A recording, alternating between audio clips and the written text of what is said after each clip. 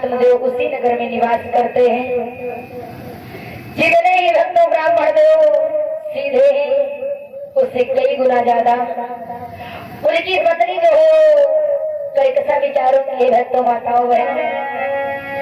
इधर उनकी पत्नी का स्वभाव ऐसा है जैसे कांटे वाले वृक्ष के पास में केले का पेड़ लगा दिया जाए तो भक्त केले का स्वभाव तो सभी भक्त जानते हैं कितना ही कोमल होता है। आज उसी प्रकार से ब्राह्मण देव और उनकी पत्नी निवास कर रहे हैं। भक्तों ब्राह्मण देव का धीरे धीरे समय व्यतीत हो रहा है। दुख तो सबसे बड़ा इस बात का है कि ब्राह्मण देव के यहाँ काफी समय व्यतीत हो गया फिर भी किसी संतान का जन्म नहीं हुआ।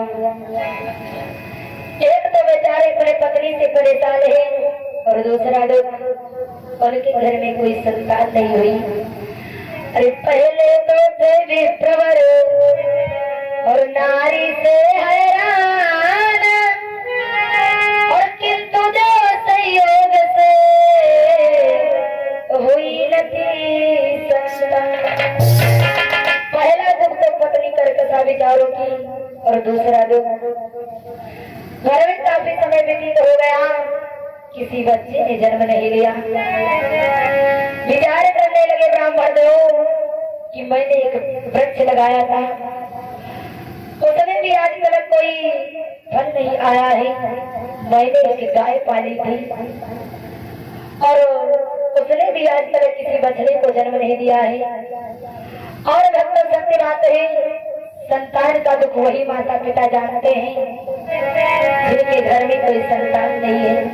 अरे कौन माता पिता से जाकर के पूछो संतान का दुख क्या होता है। आज विचार करते हैं ब्राह्मण देव कि अब तो हमारे यहाँ संतान हो नहीं सकती है। आज उसी समय ब्राह्मण देव रोने लगे बोले हैं क्या कि संतान नयब हो सकती है कि संतान नयब हो सकती है। और जब विप्रदेव ने जान लिया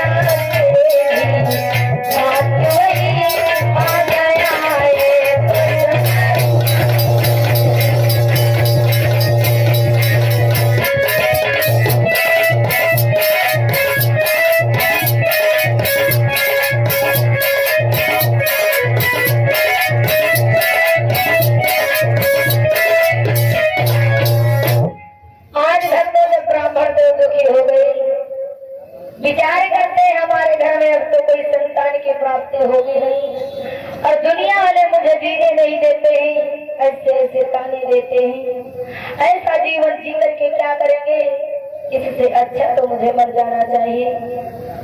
आज भक्त उसी समय ब्राह्मण देव मरने के लिए चले हैं तो वन में पहुंचे। जैसे ही आज विचार करते हैं कि मैं आज यहीं पर अपने प्राणों को खो दूंगा, उसी समय एक सन्यासी का आगमन हुआ, संत जी का आगमन हुआ। जवाब दिया, हे ब्राह्मण देव, क्यों मरना चाहते हो? ब्राह्मण देव ने जवाब दिया, हे संत भगवान, मैंने एक वृक्ष लगाया, उसमें भी आज तक कोई फल नहीं आया है। मैंने एक गाय पाली, उसने भी आज तक किसी बछड़े को जन्म नहीं दिया। बताओ ऐसा जीवन जी करके हम क्या करेंगे? जो शायद भगवान ने हमारे जीवन में सुख लिखा ही नहीं है, तो इससे अच्छा तो मुझे मर जाना चाहिए। आज उसी समय सन्यासी कहने लगे, महाराज मैं तुम्हारे दुख को समझता हूँ, लेकिन सुनो, जिस संतान के लिए तुम मरना चाहते हो, एक बात मेरी ध्यान से सुनो। बोले हैं क्या? कि यह तो कर्मों की खेती है, तो जो बोएगा सो पाएगा।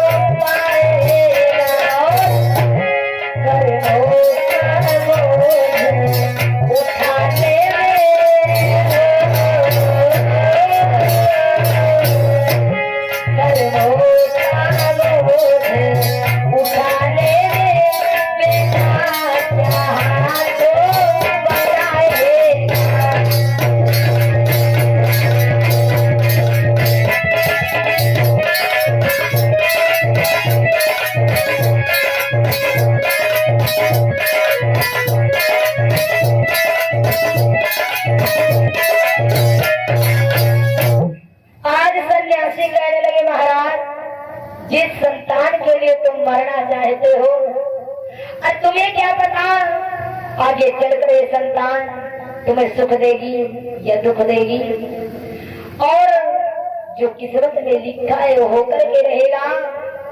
इसमें संतान क्या करेगी? आज भक्तों उसी समय आत्मदेव को संत भगवान ने बहुत समझाया।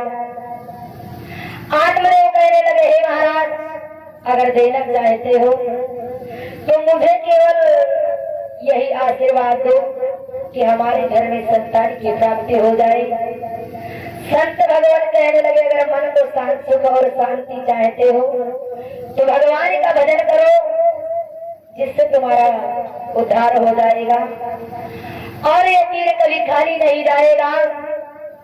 आज उसी समय संत भगवान समझा रहे हैं। बोले हैं क्या? इसलिए नमाज और बचाओ प्रभु, ये समझा कर भवजान।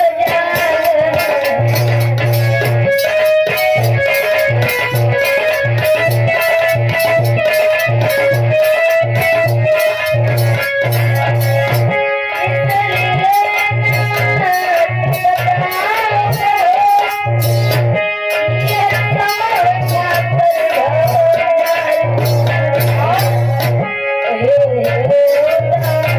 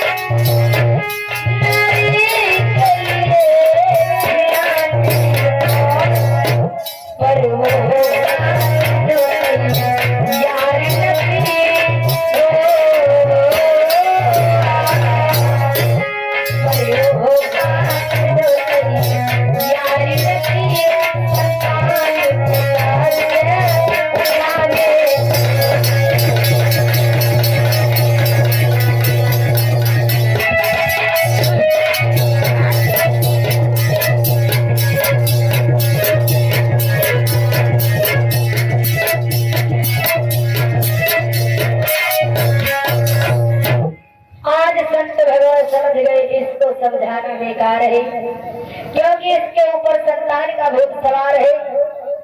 आज भक्तों उसी समय संत भगवान ने क्या किया, अपनी झोली से एक फल निकाला और वो फल निकाल कर ब्राह्मण देव के हाथों में थमा दिया। बोले जाओ ये फल ले जाकर के अपनी पत्नी को खिला देना, जिसके माध्यम से तुम्हारे यहाँ संतान की प्राप्ति हो जाएगी।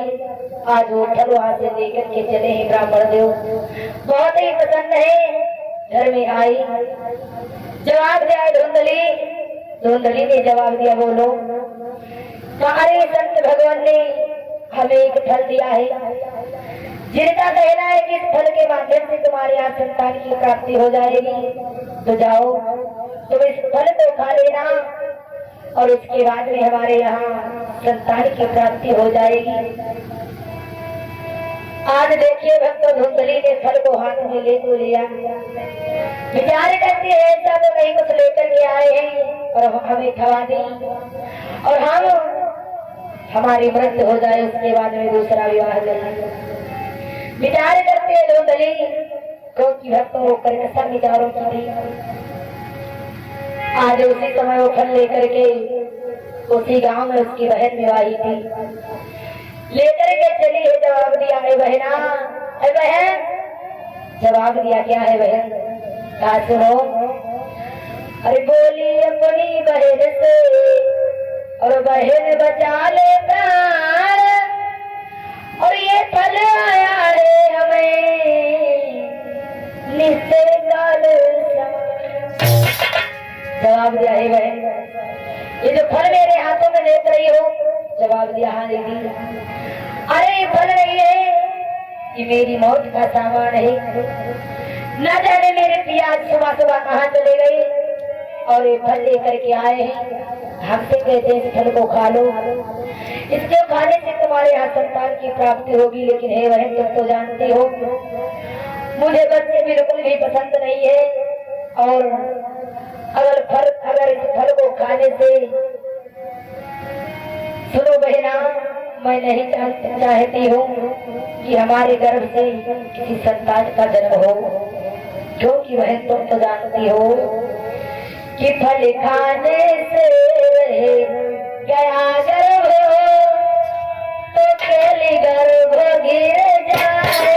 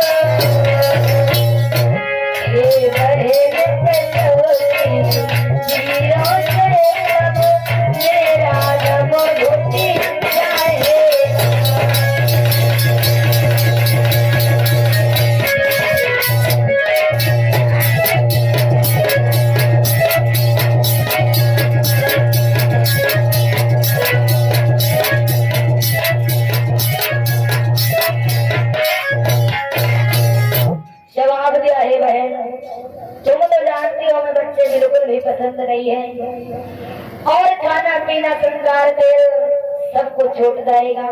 और हे बहन ऐसा ही नहीं, अभी तो मैं तुम्हारे घर के 10 चक्कर लगाती हूँ, उसके बाद में ये सब कैसे होगा। आज भक्तों को उसी समय धुंधली की बहन कहने लगी, सुनो बहना तुम चिंता मत करो। अरे वह बोली मत कर बहन, और इसकी कुछ परवाह, और खोल रखी है देव ने पहले से धुंधली की बहन समझाने लगी, सुनो बहना मैं तुम्हें उपाय बतला रही हूँ, और जैसा मैं बताती जाऊँ वैसा तुम करती रहना। और सुनो बहन कि फल आए जितना समय हुआ, कि फल आए जितना समय हुआ, और उतना ही गर्भ हमारा।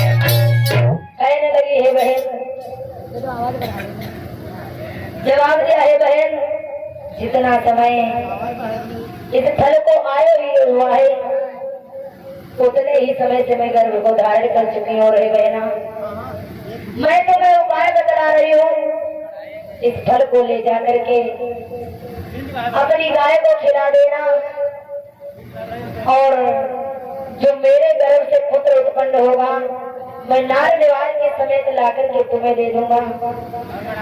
और रही बात दूध पिलाने की तो किसी कार्य के लिए तुम मुझे बुला लिया करना, मैं आकर के चुपके से बच्चे को दूध पिला दिया करूंगी।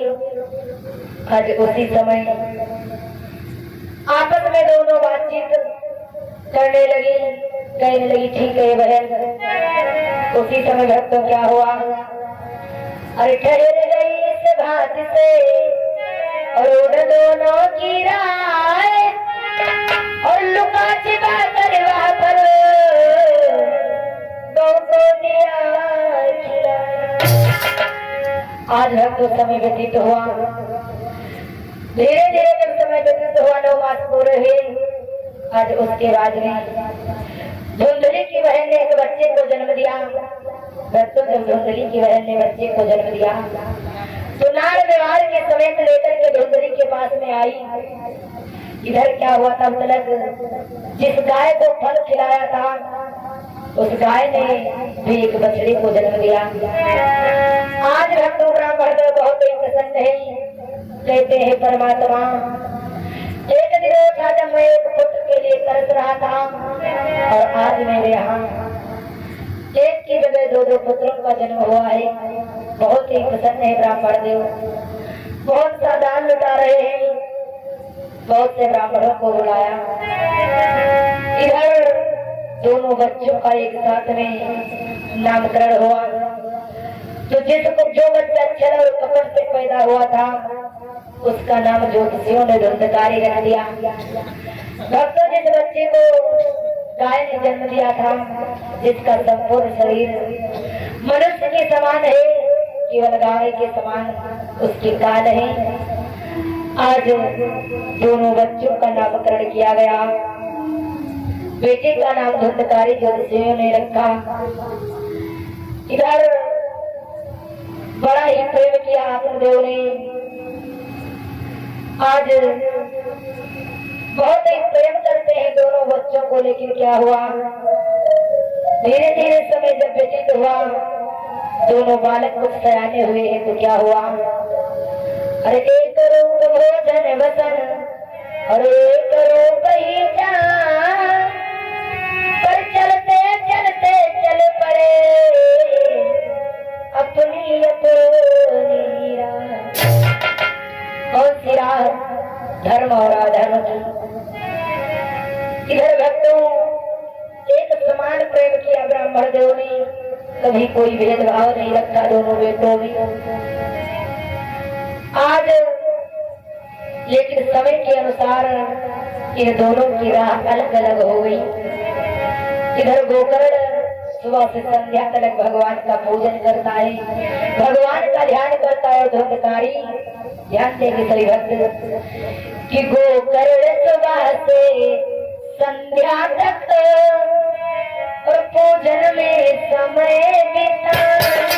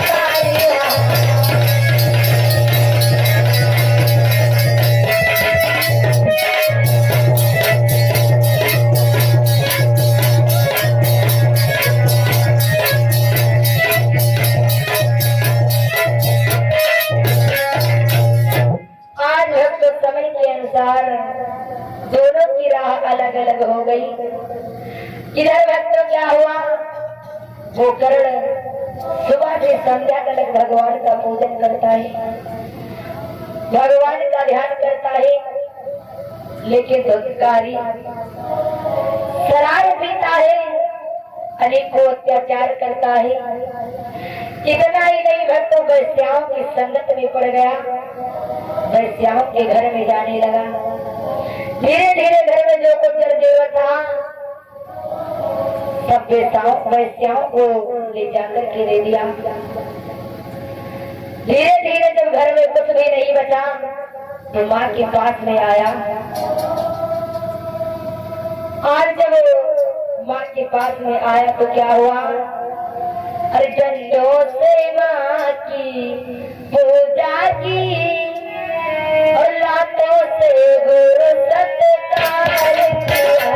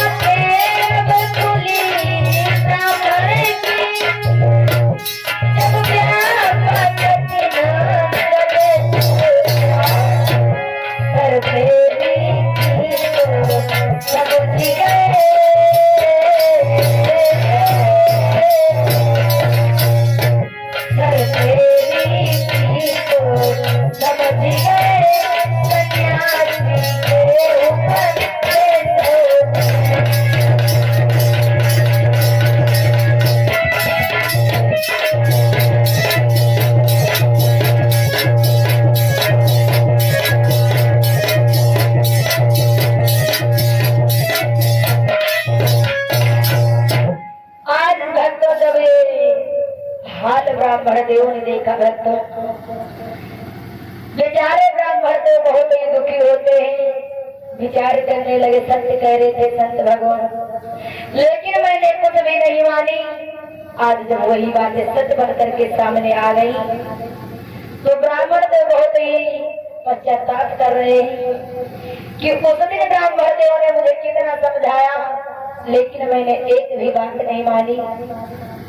भक्तों को उसी समय क्या हुआ, आज उसके बाद में धुंधकारी ने क्या किया, जब घर में कुछ भी नहीं बचा तो माँ के पास में आया, जवाब दिया, अरे माँ तुमने घर का धन कहाँ छिपा के रखा है।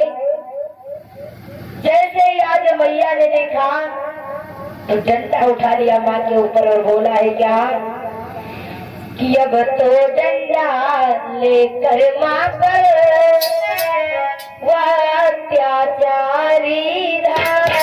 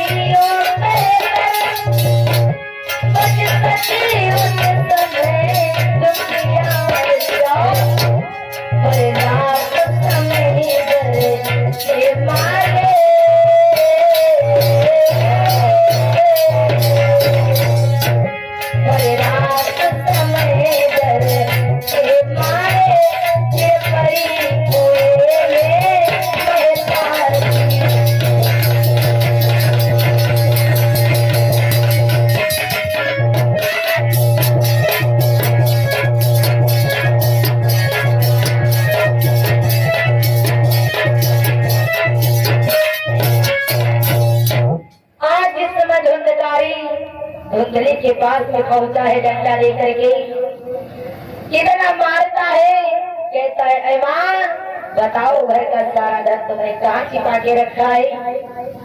आज मैया रोने लगी, कहने लगी हे बेटा मुझे सिर्फ एक रात की मोहलत दे दो और कल मैं तुम्हें सब कुछ बतला दूंगी कि घर का धन मैंने कहाँ छिपा के रखा है।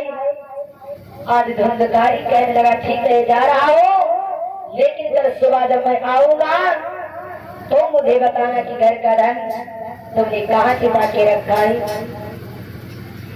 भक्त धुंधकारी तो वहां से चला गया। इधर धुंधली मन में बेचारी सोचती है कि कल फिर आएगा और फिर मुझे मारेगा, फिर मुझसे कहेगा घर का धन कहाँ छिपा के रखा है और मेरे पास में देने के लिए तो कुछ भी नहीं है, तो कल फिर आएगा शराब पी करके मुझे फिर मारेगा। आज भक्त उसी समय धुंधली ने क्या किया, गांव के बाहर एक कुआं था, जाकर के उस कुआं में अपने प्राणों को खो दिया। आज भक्तों जब धुंधली ने अपने प्राणों को खो दिया, इधर सारे नगर में चर्चा होने लगी कि धुंधकारी की मां ने अपने प्राणों को खो दिया है। आज जब ये हाल वैश्याओं ने देखा तो विचार करने लगी, अरे जब इसने अपनी मां को नहीं छोड़ा तो हम कौन चीज है। आज भक्त सारी वैश्याएं आपस में विचार कर रही हैं क्या, अरे वैश्या ने यह देख कर और मन में किया विचार और खा जाएगा एक दिन या कल का व्यवहार। विचार करते हुए बहना अगर इसी प्रकार से धुंधकारी हमारे यहाँ आता रहा तो किसी दिन हमें भी मार देगा। आज धुंधकारी विचार करती है, सारी वैश्याएं धुंधकारी को बुलाती है। इतनी शराब पिलाई वैश्याओं ने, इतनी शराब पिलाई आज धुंधकारी को। उसके बाद में भोजन को करवाया। आज जब भोजन को करवाया उसके बाद में धुंधकारी को होश ही नहीं रहा। सारी वैश्याओं ने मिलकर धुंधकारी का वध कर दिया। अरे किया रात ही रात में और उसका काम तमाम, मिला न पापी को मगर मर कर भी विश्राम। आज हम तो सारी वैश्याओं ने मिलकर के धुंधकारी का वध कर दिया। जब धुंधकारी को मार दिया तो इधर धुंधकारी प्रेत योनि में चला गया, क्योंकि वो इतना पापी था। आज जब प्रेत योनि में चला गया, क्योंकि श्रीमद् भागवत में लिखा है क्या कि उनकी ही दुर्गति होगी और जिनकी प्यारी वैश्या होगी।